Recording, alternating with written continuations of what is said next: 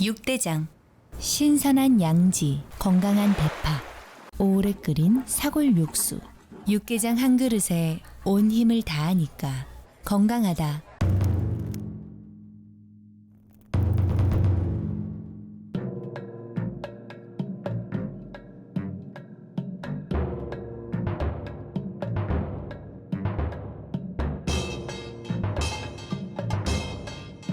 육개장은 육대장. 행복한 6월, 하루하루 미소와 웃음이 가득하시길 바랍니다. 라디오 서울이 함께합니다. LA 통합교육구 등 각 지역 교육구가 동성애와 트랜스젠더 등 성소수자 관련 내용을 정규 커리큘럼에 포함시킨 내용을 논의하면서 파문이 일고 있습니다. 학부모 단체는 즉각 항의하기 시작했고 특히 일부 학부모들은 전학 움직임을 보이면서 강한 반발을 하고 있습니다. 캘리포니아주 주택 가격 급등으로 렌트 거주민들이 크게 늘어났습니다. 치솟은 주거 비용으로 1인 가구 인구도 전국 최소치를 기록했습니다. 다음 달 7월 1일부터는 간병인의 간병 지역에서의 실제 근무 시간을 확인하기 위해서 전자 방문 확인서 제도가 실시됩니다. LA 카운티 주민 10% 이상이 병원비 등 의료비 빚을 지고 있는 것으로 나타났습니다. 이들이 지고 있는 의료빚만 26억 달러에 달합니다. LA시에서 비폭력 범죄 발생에 비무장 대응팀이 출동하는 시스템 구축을 위한 조례안이 통과됐습니다. LA시 항만위원회가 20억 달러 규모의 LA항 새 회계년도 예산안을 승인했습니다. 기반시설 확충, 탄소 배출 감소 비용 등이 포함됐습니다. LA항과 롱비치항의 노사가 단체 협약에 합의하지 못하며 하역 터미널 작업이 일시 중단됐습니다. 소매업계는 즉각 정부가 나서야 한다면서 조속한 해결을 촉구하고 있습니다. LA 국제공항이 제9터미널을 만들게 됩니다. 총 60억 달러 예산을 투입해 140만 스퀘어피트 규모로 공사가 진행됩니다. 미국의 신규 실업수당 청구 건수가 26만 1000건으로 집계돼 21개월 만에 최고치입니다. 고용시장 변화가 주목되고 있습니다. 체이스 등 초대형 은행들의 부실했던 지역 대출 기관들 자산을 인수하면서 몸집이 갈수록 커지고 있습니다. 초대형 은행의 확대 추세는 이어질 것으로 예상됩니다. 토니 블링컨 국무장관의 중국 방문 재추진 보도가 나왔지만 중국은 미국 쪽에서 긍정적인 분위기를 만들고 또 충분한 진정성과 선의를 보여야 한다면서 차가운 반응입니다. 캐나다 대규모 산불로 인한 연기가 동부지역 미 동부로 확산하면서 뉴욕은 전 세계에서 가장 공기질이 나쁜 인도의 뉴델리 수준으로 상태가 혼탁해졌습니다. 야외 활동이 금지됐고 학교는 휴교합니다. 하와이 킬라우에이아 화산이 다시 용암을 분출하기 시작했습니다. 당국은 경계 수준을 올리고 항공기 운항에도 주의 조치를 내렸습니다. 한국 KBS 김의철 사장이 기자회견을 열고 대통령실이 분리 징수 추진을 철회하면 사장직에서 물러나겠다라고 밝혔습니다. 항공노총이 경찰의 과잉 진압 논란을 지적하면서 노사정 대화기구인 경제사회노동위원회의 불참을 선언한 가운데 정치권 공방도 격화되고 있습니다. NBA 파이널 3차전에서 덴버 너게츠가 마이애미 히트를 109대 94로 꺾고 시리즈 전적 2승 1패로 앞서 나갔습니다. 축구의 신으로 불리우는 리오넬 메시가 미국 프로축구 리그 MLS의 마이애미로 이적할 것으로 알려지고 있습니다. 시즌 티켓 판매는 벌써부터 급등하기 시작했습니다. 오늘 뉴욕 증시는 상승 출발하고 있습니다. 원달러 환율은 1303.7원으로 마감했습니다. 남가주 오늘 구름과 햇살이 교차하겠고 LA 한인타운 낮 최고 기온 72도 예상됩니다. 이 시간 주요 뉴스는 하늘 위 호텔 세계 최대 항공기 아시아나항공 A380에서 차별화된 서비스를 만나보세요. 고국까지 편안하고 안전하게 모시는 아시아나항공 제공입니다. 여러분 안녕하십니까? 김윤정입니다. 안녕하십니까? 유지승입니다. 2023년 6월 8일 목요일 라디오 서울 모닝 뉴스 2부입니다. 고용시장이 주춤한 모습을 보이고 있습니다. 물론 한 주만 그렇습니다. 하지만 오늘 발표된 숫자를 봐서는 주춤하고 있습니다. 노동부가 지난주 신규 실업수당 청구 건수가 26만 1000건으로 집계됐다고 밝혔습니다. 전주에 비해서 2만 8천 건이나 증가한 수치로 21개월 만에 최고치 26만 1000건입니다. 이렇게 실업수당 청구 건수가 증가한 이유는 인플레이션 진정을 위해서 긴축 정책을 이어나간 연준에게 긍정적인 신호가 될 수 있습니다. 고용시장이 본격적으로 식어가고 있다라고 해석하기에는 이번 한 주만 가지고 해석하기엔 이르긴 합니다.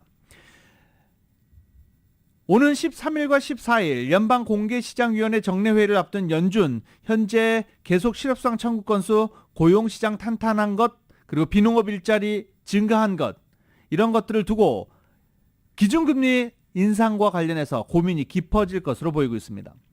연준은 당초 6월에는 기준금리를 동결할 것으로 관측됐지만 물가와 고용지표가 예상보다 높게 나오면서 10일 연속 금리 인상을 촉구하는 목소리도 조금씩 높아지고 있는 상황입니다. 서부 지역의 대표적인 신문사 LA타임스가 어제 뉴스룸 직원의 74명을 해고한다고 발표했습니다.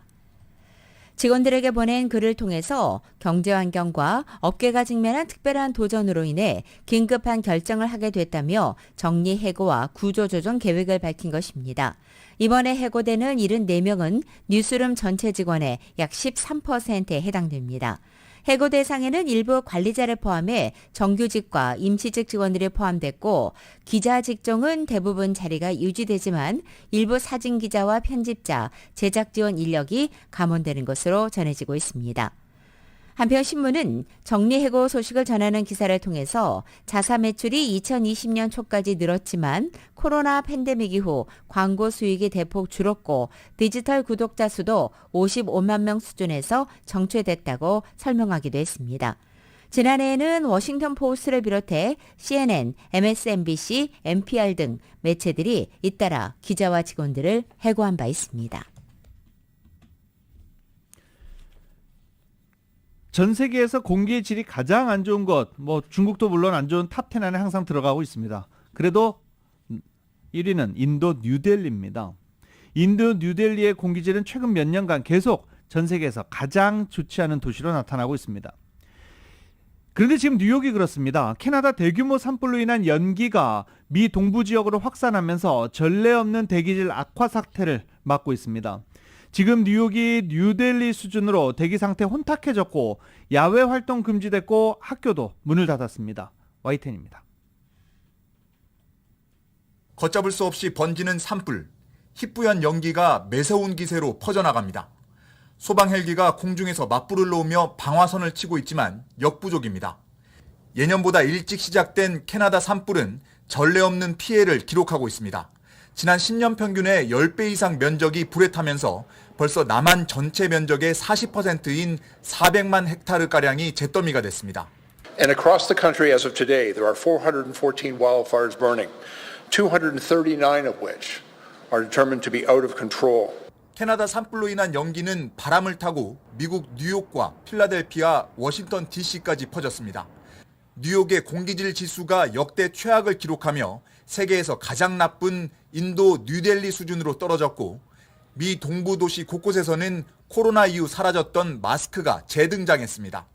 야외 활동이 금지되면서 학교도 문을 닫았습니다. We just recommended that they all wear masks and we bought extra masks because me being an asthmatic myself, I was a little bit concerned. 제가 있는 워싱턴 DC도 하루 종일 하늘이 혼탁합니다. 평소 50을 잘 넘지 않던 대기질 지수가 180을 넘겼고 자정까지 이 대기질 경보가 발령돼 있습니다. 백악관은 바이든 대통령이 산불 연기와 관련한 보고를 받으며 상황을 예의주시하고 있다고 밝혔습니다. 이번 사태를 기후변화에 따른 재난으로 규정하며 대통령의 최우선 과제라는 점을 강조했습니다. It is yet another alarming example of the ways in which the climate crisis is disturbing our lives and our communities. Why he made tackling climate change one of his top priorities and has done historic investments. 당국은 미 동부 지역 대기가 정체된 상태여서 산불 연기가 당분간 머물 것으로 보고 비상조치를 검토하고 있습니다. 워싱턴에서 YTN 권윤규입니다. 많은 미국인들이 복잡한 의료 체계와 의료비 부담을 느끼고 있는 가운데 이곳 LA 카운티 성인 10명 가운데 1명이 의료비 부채를 지고 있다는 조사 결과가 나왔습니다. 약 81만 명이 최소 26억 달러의 의료 빚을 지고 있는 것입니다. LA 카운티 공공보건국은 의료비 부채는 주민들의 재정과 신체, 정신건강에 큰 영향을 줄 것이라고 우려하고 있습니다. 또 개인 파산의 가장 큰 원인이 바로 의료비 부채라면서 주택 불안의 증가와 함께 노숙자 위기로까지 이어질 수 있다고 지적했습니다. UCLA 경제학자 웨스 이는 의료 부채가 있는 성인의 절반이 의료 비용을 지불하기 위해 신용카드를 쓰고 있다고도 밝혔습니다. 캘리포니아에서는 의료비에 대해 이자를 부과할 수 없지만 이 비용이 금융기관의 손에 들어간다면 어떤 일이 발생할지 모르겠다면서 의료비 대출 증가에 대해 우려를 나타내고 있습니다. 한편 소비자금융보호당국은 최근 보고서를 통해서 높은 금리가 환자의 부채를 심화시키고 재정 안정을 위협할 수 있다고 경고하기도 했습니다.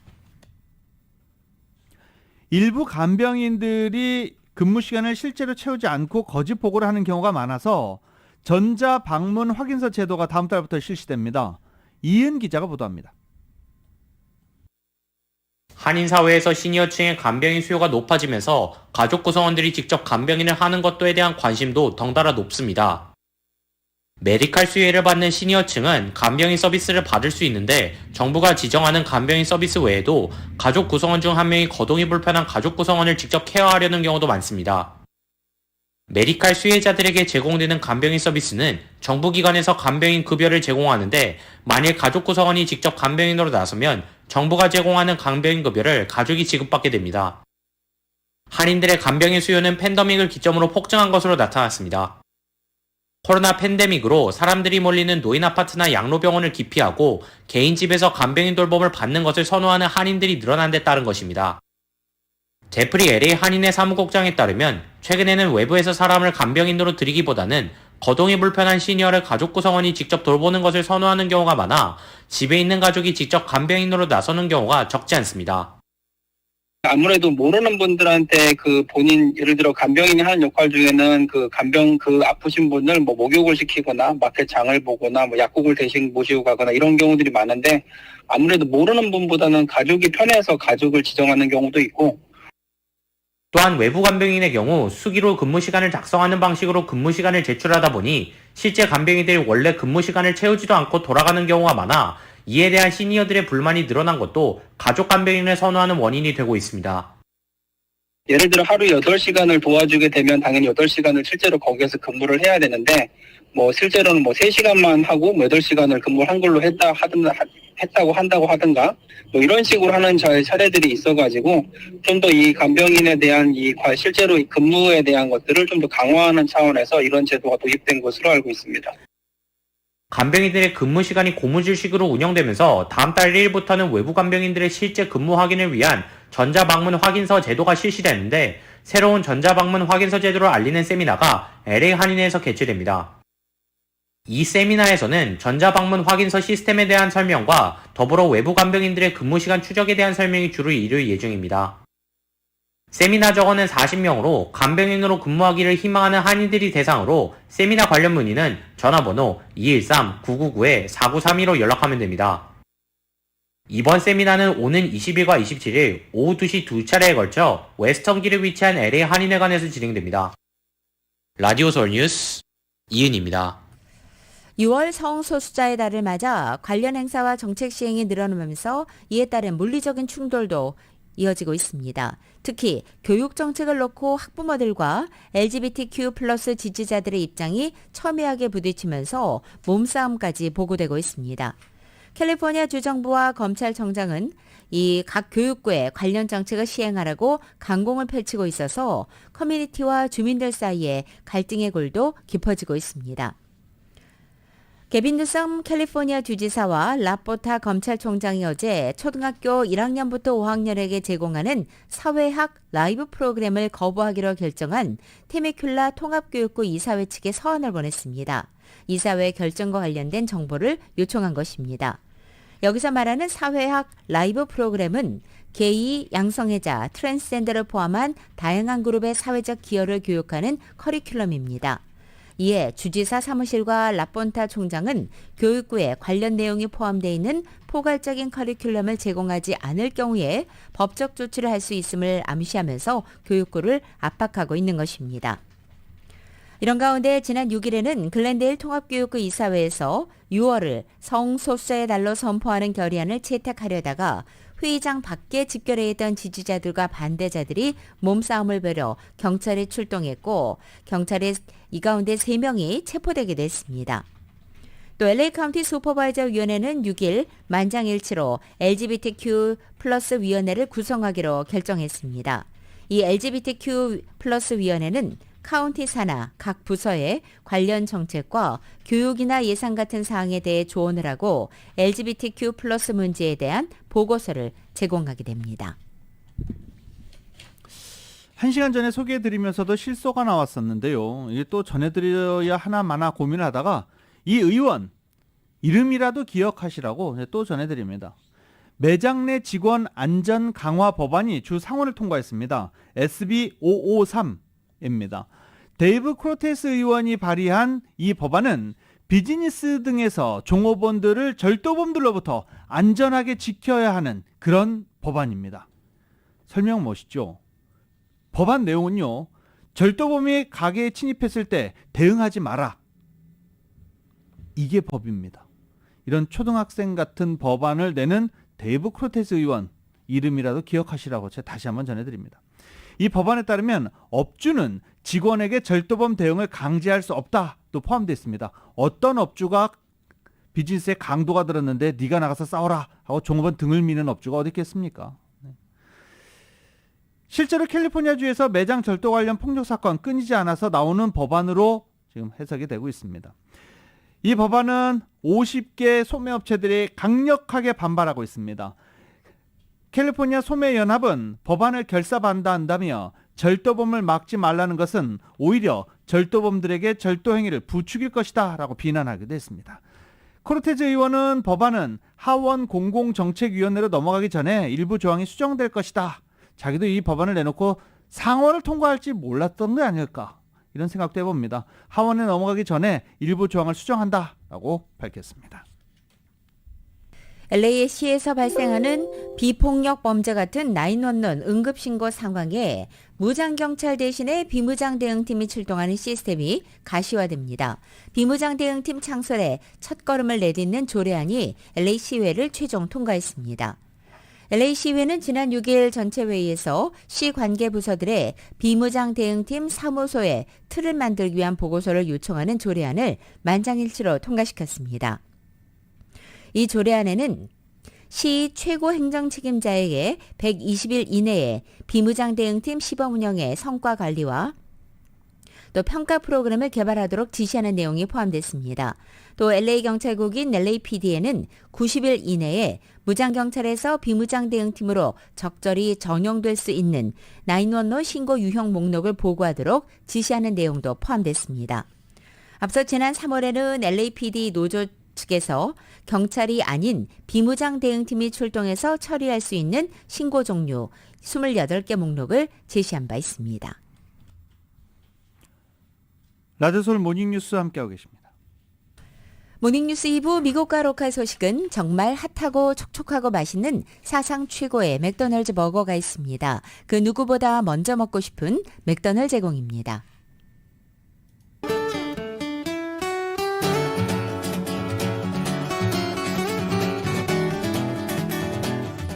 6월 8일 목요일 남가주의 날씨입니다.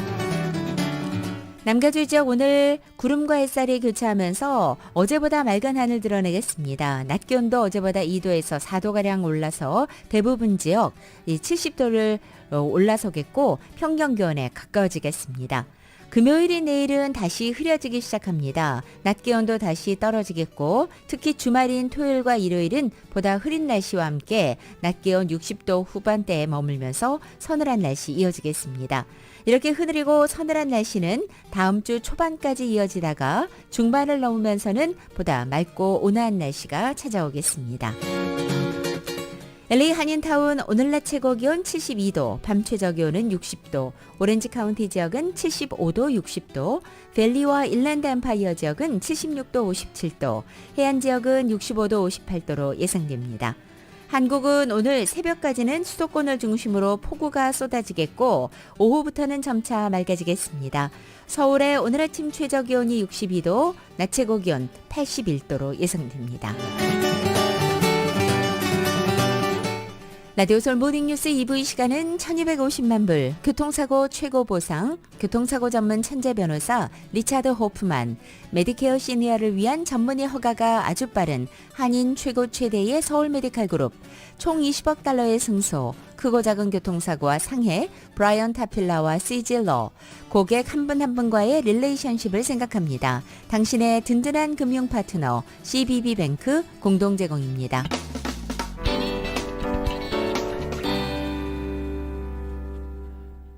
라디오솔 모닝뉴스 함께하고 계십니다.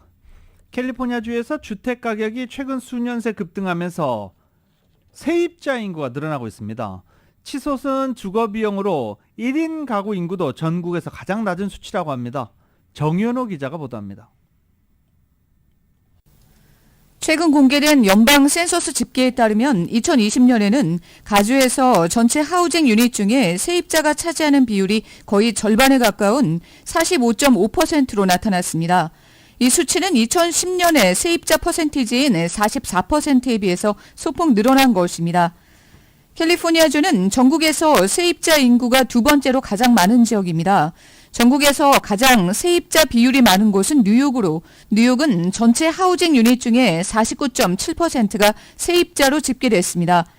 전국적으로 보면 세입자 비율은 평균 36.9%입니다. 가주나 뉴욕과는 대조적으로 세입자 인구가 가장 낮은 주로는 웨스트 버지니아와 메인주가 꼽힙니다. 레드핀에 따르면 지난해 기준으로 LA에서 주택을 소유하기 위해 필요한 소득 수준은 연소득 22만 달러 이상으로 치솟았습니다. 그런데 2020년 기준 LA 가정의 평균 연소득은 6만 5천 달러가 조금 넘는 것으로 나타났습니다. 또 가주에서는 주거 비용이 높기 때문에 1인 가구의 수가 전국에서 거의 가장 낮은 수치에 달합니다. 센서스에 따르면 전국에서 1인 가구는 27.6%로 나타났습니다. 그런데 가주의 경우에는 1인 가구의 수가 23%로 전국에서 가장 낮은 수준에 달합니다. 가주의 1인 가구 인구가 적은 이유는 혼자 주거 비용을 다 감당하기가 어렵기 때문으로 분석됐습니다. 특히 이민자 출신 가구들의 경우 대가족이 한 집에서 함께 사는 모습을 흔히 볼 수 있습니다. 아예 두 가족이 합쳐서 한 집에 사는 경우도 있습니다. 하지만 다행스러운 점은 앞으로 이 같은 추세가 가속화될 것으로는 보이지 않는다는 점입니다. 팬데믹을 지내면서 가주의 인구가 조금씩 줄어들고 있고 가주에서 최근 주거난 해소를 위해서 주택 신축 작업에 박차를 가하고 있어 새로운 주택 단지들을 많이 짓고 있습니다. 전문가들은 가주의 인구 감소 추세가 계속해서 이어지면 가주의 주거난이 좀 해소될 것으로 기대하고 있습니다. 라디오 서울 뉴스 정현호입니다. 미국에서 일반적으로 주택 구입 비용을 감당하기 어려운 경우 임대를 선택하고 있지만 50개 대도시 가운데 4곳은 오히려 역전세를 보이는 것으로 나타났습니다. 부동산 중개업체 레드핀은 최신 자료를 통해서 미국에서 집을 산 경우 임대료보다 월 평균 25% 높은 비용을 부담해야 하지만 디트로이트와 필라델피아, 클리블랜드, 휴스턴에서는 월 임대료보다 더 낮은 비용으로 집을 소유할 수 있다고 전했습니다. 디트로이트의 경우 매입이 임대보다 더 싼 주택이 전체 물량의 무려 80%에 달했습니다. 매입 시 월 모기지 상환금은 월 임대료보다 평균 24%가 낮았고 50개 대도시 가운데 가장 큰 폭을 기록했습니다. 반면 미 전역에서 주택 소유 프리미엄이 가장 높은 지역은 샌프란시스코 베이 지역으로 매입 비용이 임대 요금의 2배에 달했습니다. 샌호세의 주택 소유주들의 월 모기지 상환금 중간가는 11,049달러, 월 임대료 중간가는 4,176달러입니다. 이어서 샌프란시스코와 오클랜드, 애나하임, 시애틀 등의 매입 비용이 크게 높았습니다.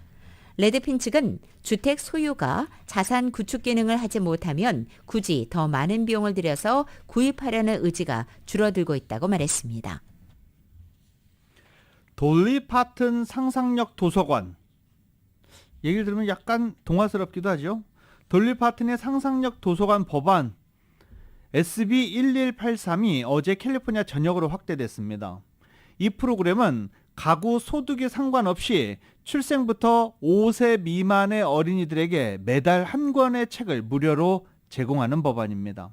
현재 30개 카운티에서 진행 중이며 2028년까지 전 카운티와 약 240만 명의 적격 아동을 대상으로 확대될 예정입니다. 무료 도서는 신청 아동 가정의 집으로 직접 우편 배송됩니다. 부모 또는 보호자가 홈페이지를 통해서 프로그램에 등록할 수 있습니다. 어린이는 만 5세 생일이 될 때까지 매달 한 권의 무료 도서를 받을 수 있게 됩니다. 1995년에 설립된 상상력 도서관은 돌리 파튼의 어린 시절 고향 테네시주에서 시작됐습니다. 다음 달인 7월부터는 LA 메트로 이용 요금이 인하됩니다. LA 메트로에 따르면 오는 7월 1일부터 하루 이용권은 $7에서 $5, 그리고 일주일 이용권은 $25에서 $18로 낮아지는 것입니다. 메트로 측은 요금 상한제를 시행해서 이용요금이 낮아지게 될 것이며 이번 요금 인하에 따른 혜택을 받기 위해서는 반드시 TAP 카드를 통해 요금을 지불해야 한다고 안내하고 있습니다. 한편 LA 메트로는 지난해 가을 이용요금 인상으로 주민들의 반발을 산 바 있습니다. 여기에는 최근 각종 사건 사고까지 늘고 안전에 대한 우려감이 커지자 LA 메트로 측은 연간 $3천만 예상 수익 감소를 무릅쓰고 이번 요금 인하 카드를 꺼내든 것으로 분석됩니다. 서부 지역 최대의 규모로 펼쳐지고 있던 독립기념일 불꽃놀이 행사 로즈볼에서 열리는 거였죠. 올해는 하지 않는다고 합니다.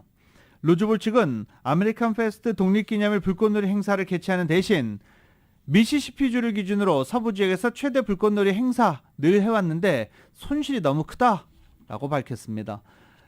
지난해 이 불꽃놀이 행사로 $50만 손실을 입었다고 로즈볼 측은 밝혔습니다. 이에 따라 다음 달 7월 4일 독립기념일에는 아메리카 페스트가 열리는 대신 LA 갤럭시 그리고 LA FCD의 축구 경기가 진행될 예정입니다. 당초 이 경기는 2월 25일에 열릴 예정이었지만 날짜가 변경됐는데 이 변경된 날짜 경기를 로즈볼에서 하겠다는 것입니다.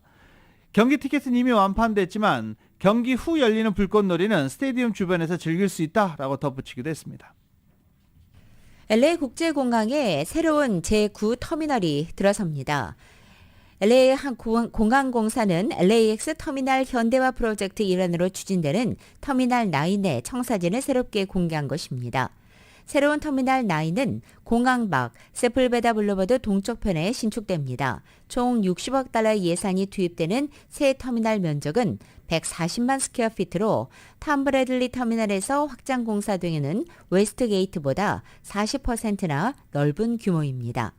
LAX 터미널 9은 2층짜리 주차장 위에 4층 높이로 건설되고 대형 항공기용 12개 게이트나 소형 항공기용 17개 게이트가 설치됩니다. 메트로 레일역과 연결해서 각 터미널 사이를 운행하는 무인 열차 피플 무버 역도 들어설 예정입니다. 현재 LAX 측은 총 공사비 $140억 투입돼 있는 공항 현대화 계획을 진행하고 있습니다. 현대화 계획에는 터미널 개보수와 메트로 레일에서 연결되는 피플 무버 시스템, 또 렌털카 업체의 집합 장소와 세계에서 가장 큰 주차장, 또 탐브래들리 터미널 웨스트 게이트 등이 포함되어 있습니다. 코로나 팬데믹을 지나면서 크게 줄었던 미국 방문객이 팬데믹 이전 수준으로 회복되고 있다는 평가입니다. 지난해 대비 4배 이상 증가한 것으로 일단 나타났는데 이 비교 개월수가 그렇게 많지는 않습니다. 지난 2월까지의 숫자입니다.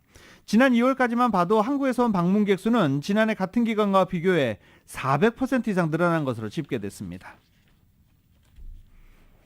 요세미티 국립공원에 역대급으로 쌓였던 스노우팩이 녹으면서 거대한 폭포가 장관을 연출하고 있다는 소식입니다. 요세미티 국립공원에는 지난 3월 폭설이 내리면서 무려 15피트 눈이 쌓여 공원이 폐쇄된 바 있습니다. 그런데 기온이 오르면서 쌓인 눈이 갑자기 녹아내려 일부 홍수가 우려되면서도 요세미티 국립공원은 다시 한번 폐쇄된 바 있습니다.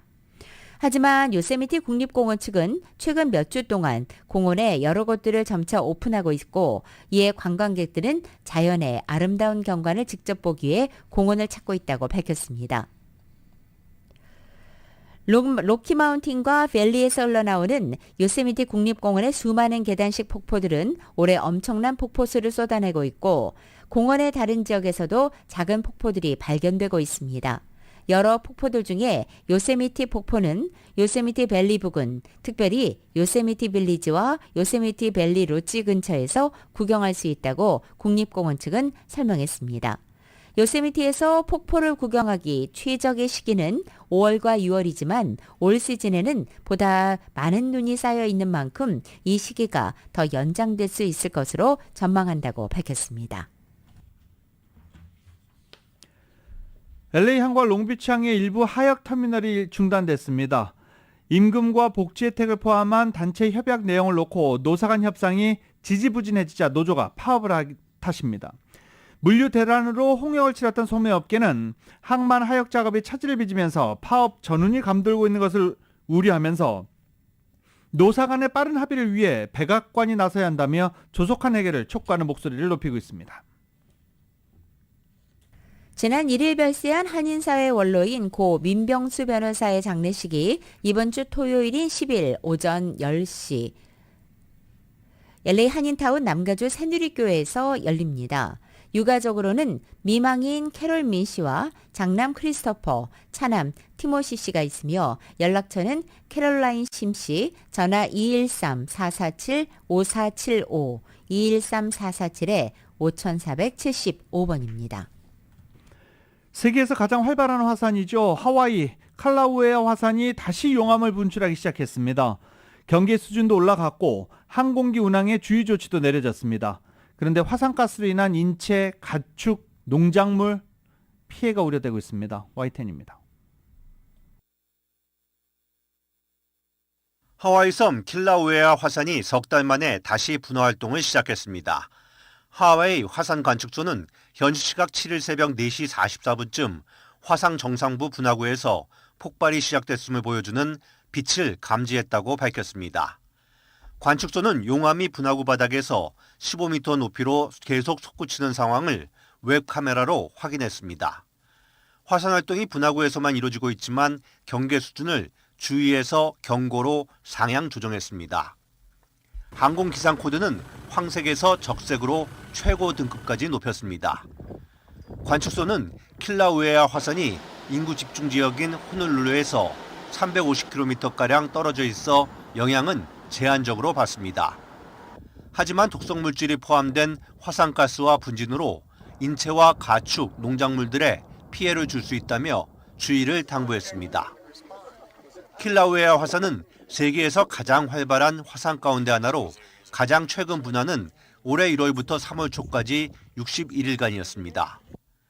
앞서 2018년 5월 초부터 대규모 분화가 한 달 넘게 계속되면서 정상 부분 지표면 모양이 크게 바뀌기도 했습니다. And the overlook vent itself within the crater has grown from about 12 acres to more than 100 acres as a result of the explosions.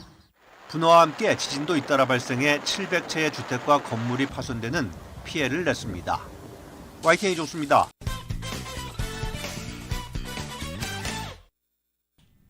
라디오 서울 모닝뉴스 함께하고 계십니다. 에드워드 스노든 기억나십니까? 벌써 10년 전입니다. 에드워드 스노든이 감시 기술의 비약적인 발전으로 사생활 침해 위험이 더 커졌다라고 우려했습니다. 스노든은 사찰 의혹을 폭로한 지 꼭 10년이 되는 9일, 내일을 앞두고 영국 일간지 가디언과 한 인터뷰에서 그간의 소회를 밝히며 이같이 말했습니다. 중앙정보국 CIA에서 일했던 스노든은 10년 전 2013년 6월 NSA가 프리즘이라는 감시 프로그램을 통해 일반인 개인정보를 무차별 수집하고 도청, 사찰해 왔다고 폭로해 세계적으로 파문을 일으킨 인물입니다. 가디언이 스노든의 제보 내용을 바탕으로 첫 기사를 내보냈습니다. 스노든은 사흘 뒤 자신이 폭로 당사자임을 공개하기도 했습니다. 이 일로 내부 고발자 대명사가 된 그는 이후 10년간 기술이 발달해 엄청난 영향력을 지니게 됐다며 2013년에 우리가 본 것과 현재 정부의 역량을 생각해보면 2013년의 기술은 어린애 장난 같다라고 돌아봤습니다. 공권력에 의한 무차별적 개인정보 수집을 고발하려 했던 스노든은 기술의 발전으로 현실 세계와 디지털 세계 모두에서 사생활 침해 위험이 더 커졌다라고 낙담스러워했습니다.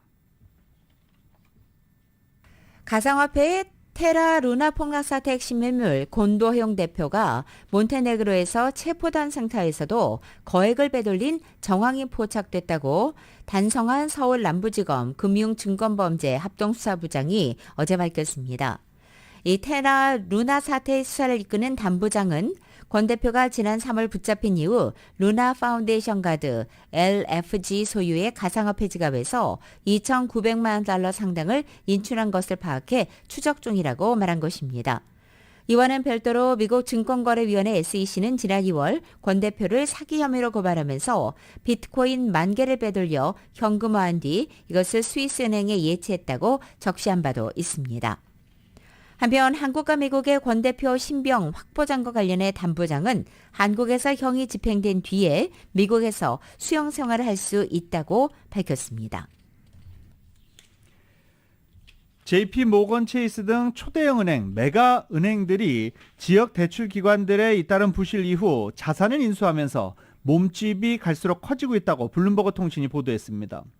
스탠더드 & 푸어스 글로벌 마켓 인텔리전스에 따르면 미국 내 10대 메가뱅크의 1분기 자산 증가 규모가 인수합병을 포함해 6,300억 달러에 달해 금융기관 총 자산의 70% 이상을 차지했습니다. 50대 대형은행 가운데 37곳이 전분기 대비 총 자산이 증가했다고 보고했고 JP모건, 뱅크 오브 아메리카, 시티그룹, 웰스파고 등 4대 은행의 자산은 4,990억 달러나 늘어났습니다. 도널드 트럼프 전 대통령이 백악관 기밀문서 유출 의혹 사건과 관련해서 형사사건의 피의자 신분으로 전환됐다고 정치 전문 매체 폴리티코가 보도했습니다. 이 트럼프 전 대통령은 성추문 입막음용 돈 지급 사건으로 지난 3월 미국의 전현직 대통령 가운데 처음으로 기소된 데 이어서 이번에 두 번째로 형사사건으로 재판에 넘겨질 가능성이 커진 것입니다. 폴리티코는 사안에 정통한 소식통을 인용해서 연방검찰이 최근 트럼프 전 대통령이 형사수사 대상이라면서 피의자 신분 전환 사실을 서면으로 통보했다고 전했습니다. 연방법무부가 임명한 잭 스미스 특별검사는 2021년 1월 6일 연방의회 난입 사태와 함께 트럼프 전 대통령의 플로리다주 마라라고 자택에서 압수한 기밀 문건에 대한 수사를 진행하고 있습니다. 이번 통지는 이 사건 수사와 관련해서 트럼프 전 대통령을 기소할지의 결정이 임박했음을 가리킨다고 폴리티코는 설명했습니다. 통상 피의자는 검사나 대배심이 범죄 혐의가 있다고 인식하는 대상이라는 점에서 수사 대상자와는 구별됩니다. 다만 피의자가 됐다고 해서는 반드시 재판에 넘겨지지는 않습니다. 트럼프 전 대통령은 기밀 유출 사건에서 사유지에 다수의 기밀 문건을 숨기고 수사당국이 이것을 찾지 못하도록 조직적으로 방해했다는 의혹을 받고 있습니다. 멕시코 군인들이 민간인들을 총으로 쏴 살해한 거짓 보고가 포착됐습니다. 민간인들을 총을 쏴 살해한 뒤 거짓 보고를 한 것입니다. 군 검찰이 결국 수사에 나섰습니다. YTN입니다. 쏜살같이 달리던 트럭이 도로를 이탈해 건물 벽에 그대로 돌진합니다. 기관총을 장착한 군용 차량이 곧이어 도착합니다. 군인들이 트럭을 에워싸고 총을 쏘는 듯한 모습도 보입니다. 차 안에 있는 사람들은 아무 저항도 못한 채 끌려 나옵니다. 벽 쪽에선 군인들이 발길질하는 장면도 담겼습니다. 지난달 18일 멕시코 동북쪽 타마울리파스 지역 상점 CCTV에 찍힌 영상입니다. 현지 방송이 최근 이 영상을 공개한 뒤 멕시코 전체가 발칵 뒤집혔습니다. 사건 직후 군 내부에서는 군인들이 먼저 총격을 받아 응수하다 민간인 5명이 숨진 것이라고 해명했는데 CCTV 공개로 거짓일 가능성이 높아졌기 때문입니다.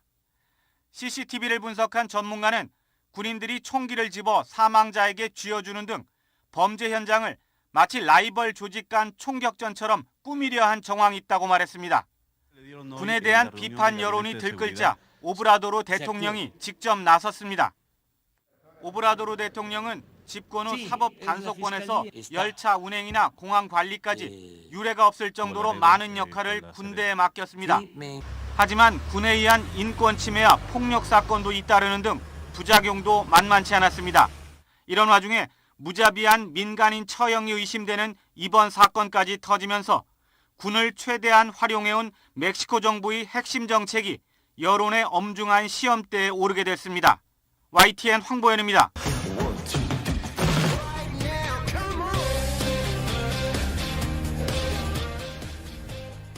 라디오솔 모닝뉴스 스포츠 소식입니다. 스포츠 소식은 전문가가 추천하는 이민법과 가정법 전문 제인정 종합법률사무소 제공입니다. 어제 덴버 너게츠와 마이애미 히트 간의 NBA 파이널 3차전 경기가 있었습니다. 덴버 너게츠가 109대 94로 승리를 거뒀습니다. 덴버 너게츠의 니콜라 요키치 어제 트리플 더블을 기록을 했죠. 어제 니콜라 요키치가 무려 32득점을 올리고 리바운드 18개, 어시스트 10개를 기록하면서 NBA 파이널에서도 트리플 더블을 기록을 했습니다. 마이애미 히트의 지미 버틀러는 28득점을 올리면서 열심히 뛰었습니다. 그리고 아데바요도 22득점, 리바운드 17개로 열심히 뛰었지만 그 다 외에 다른 선수들이 잘 받쳐지지 못해서 덴버에게 패하고 말았습니다. 덴버는 현재 NBA 파이널 시리즈 전적 2승 1패로 앞서고 있습니다. 드디어 오늘 오후 2시 이탈리아와 결승 진출을 놓고 맞붙는 20세 이하 월드컵 대표팀 중심에는 황금 오른발 이승원 선수가 있습니다. 황금 왼발 이강인 선수가 4년 전에 그랬듯이 이승원의 특급 도우미 본능이 이번에도 번뜩일 수 있을지 기대되고 있습니다. KBS의 보도입니다. 김은중호의 주장 이승원은 프랑스와의 조별리그 첫 경기부터 강렬한 존재감을 드러냈습니다. 자, 오른발을 선택했고 붙여줍니다. 이후 16강과 8강전까지 5경기에서 1골 4도움. 4개의 도움 모두 세트피스 상황에서 나왔습니다. 코너킥과 세트피스 정말 마법사 이승원이고요. 이 오른발 킥이 정말 날카롭습니다. 네. 특히 나이지리아와의 8강전 이승원의 오른발에서 시작된 연장 결승골은 지난 대회 8강전 극적인 동점골을 도왔던 이강인의 왼발을 떠올리기에 충분했습니다. 팀 내 최다 공격 포인트로 4강 진출을 이끈 해결사라는 점에서 4년 전 준우승 주역 이강인에 비교됩니다. 그렇게 불러주시는 것 자체가 저에게는 좀 너무 영광이라고 생각하고 있는데 일단 전 도움이 많이 되려고 하는 경향이 있는 것 같아서 준결승 상대인 이탈리아는 득점 선두 카사데이를 앞세운 조직적인 공격력이 무서운 팀으로 평가됩니다. 선수비 후 역습 전략으로 세트피스를 통해 반격을 노려야 하는 우리로선 이승원의 황금 오른발에 기대를 걸 수밖에 없습니다. 대표팀이 이탈리아를 넘어 또 한 번의 결승 신화를 쓴다면 4년 전 대회 MVP 이강인이 차지했던 골든볼을 이승원도 거머쥘 수 있습니다. KBS 뉴스 허솔지입니다. 한편 오늘 이탈리아와의 준결승전에서는 지금까지 그랬던 것처럼 심판 판정도 중요 변수가 될 것으로 전망됩니다. 특히 경기 주심이 옐로우 카드를 많이 꺼내는 성향이라 수비진에 더 큰 주의가 필요하다는 지적입니다. KBS입니다. 주심의 휘슬은 대회 첫 경기부터 우리를 줄곧 외면했습니다. 골키퍼 김준홍이 프랑스 공격수와 동시에 경합했지만 주심은 비디오 판독도 하지 않고 페널티킥을 선언했습니다. 페널티 박스 안에서 부담감이 커진 수비진은 온두라스, 에콰도르전에서도 페널티킥을 내주며 크게 흔들렸습니다. 나이지리아와의 8강전에선 산체스 심판의 노골적인 편파 판정으로 팬들의 불만은 극에 달했습니다. 파울 하나가 패배로 이어질 수 있는 만큼 위험 지역 안에서의 신중한 수비가 어느 때보다 요구되는 상황입니다. 저희는 경기에만 집중해야 될 것 같고 감독님이 항상 PK가 좀 많이 나왔기 때문에 조심하라고 하시는데 저희가 더 신경 써야 될 것 같아요. 특히 내일 이탈리아전 주심인 페레즈 심판은 파울에 유독 예민하게 반응하는 성향을 보였습니다. 지난 시즌 아르헨티나 리그 11경기에서 무려 57개의 옐로우 카드를 꺼내든 페레즈 주심은 조별리그 이스라엘 세네갈전에서도 경고를 5장이나 줬습니다. 대표팀의 퇴장주의보가 내려진 이유입니다. PK, 그다음에 퇴장 이런 작은 변수들이 경기에 엄청나게 큰 영향을 주기 때문에 심판의 어떤 성향을 좀 파악을 하면서 경기를 해야 될 것 같습니다. 심판 판정에 대한 부담감을 지우기 위해선 이른 시간에 선제골을 넣고 평정심을 잃지 않는 것이 중요합니다. KBS 뉴스 이준입니다. 리오넬 메시가 어디로 갈지 지금 초미의 관심사죠. 직접 얘기했습니다. YTN입니다. 축구의 신 리오넬 메시가 미국 프로축구 마이애미로 이적합니다. 메시는 스페인 매체와의 인터뷰를 통해 유럽을 떠나 마이애미로 가기로 했다고 직접 밝혔습니다.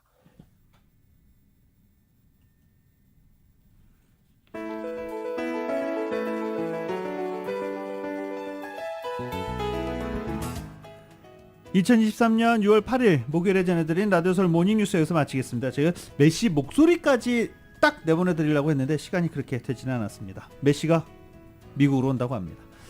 지금까지 진행의 유지승, 김윤정이었습니다. 모닝뉴스 2부 이 시간은 1250만 불 교통사고 최고 보상, 교통사고 전문 천재 변호사 리차드 호프만, 메디케어 시니어를 위한 전문의 허가가 아주 빠른 한인 최고 최대의 서울 메디칼 그룹, 총 20억 달러의 승소, 크고 작은 교통사고와 상해, 브라이언 타필라와 시질러, 고객 한 분 한 분과의 릴레이션십을 생각합니다. 당신의 든든한 금융 파트너 CBB뱅크 공동 제공이었습니다. 잠시 후 9시에는 강혜신의 오늘의 미국이 방송됩니다. 함께해 주신 여러분 고맙습니다.